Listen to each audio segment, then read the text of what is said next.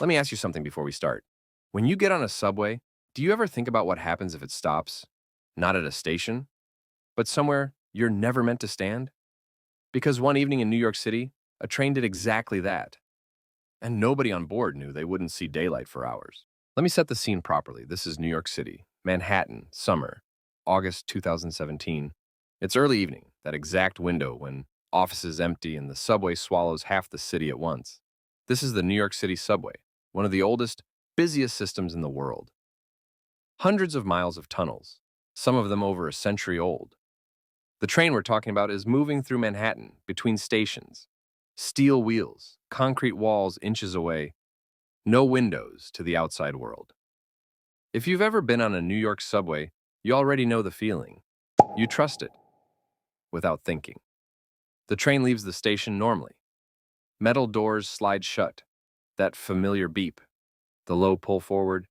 Inside the car, fluorescent lights, stainless steel poles, advertisements peeling slightly at the corners. People packed just close enough to be uncomfortable. Some are standing, some are seated, knees almost touching strangers.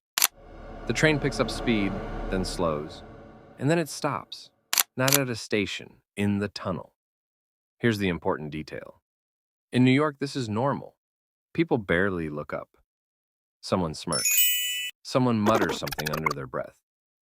A guy near the door leans back like he's done this 100 times.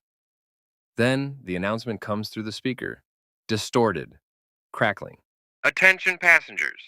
We are being held momentarily due to a signal issue. Signal issue. Those two words have delayed millions of people before. Nobody thinks this is the start of a story. 5 minutes pass, then 10. And here's where the tunnel changes things. There's no daylight, no phone signal, no visual reference for time. The train hasn't moved an inch. People start checking watches. A woman near the door opens her bag and closes it again, like she's looking for something but isn't sure what. Someone notices the conductor hasn't spoken again. That silence is new. Someone walks toward the intercom, presses it. Nothing. Another person presses it harder. Still nothing. That's when a man near the end of the car tries the emergency door. The handle moves, the door doesn't. That's a detail people don't like, because doors are supposed to open. While this is happening underground, here's what's happening above it. In a subway power control facility in Manhattan, operators are staring at screens filled with green indicators. No alarms, no red warnings. A power protection system has activated. It's designed to isolate electrical problems so they don't spread. But this time, it isolates too much. Entire sections of track lose power. Multiple trains on different lines stop between stations. The system is safe. The situation is not.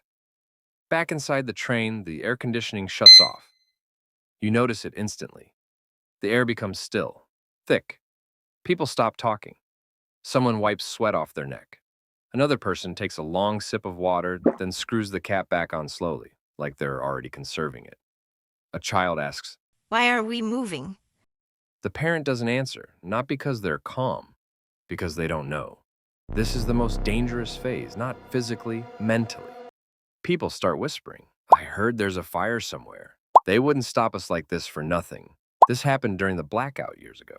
No one knows what's true, but the longer you're trapped underground, the more every explanation feels possible. Then the lights flicker.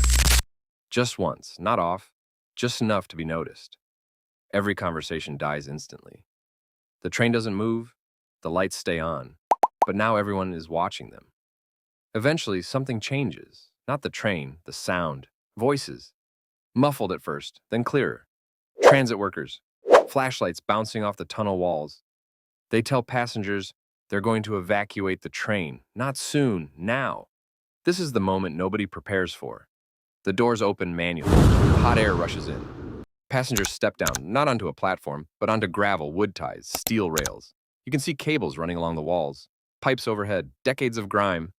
Everyone walks slowly. Single file. Nobody is filming. Nobody is talking. After what feels like forever, they reach a station. Bright lights, white tiles, the normal world. Phones reconnect instantly. Messages flood in. People sit on the platform floor like their legs forgot how to work. Later, officials confirm it. This was one of the largest New York City subway power failures in years.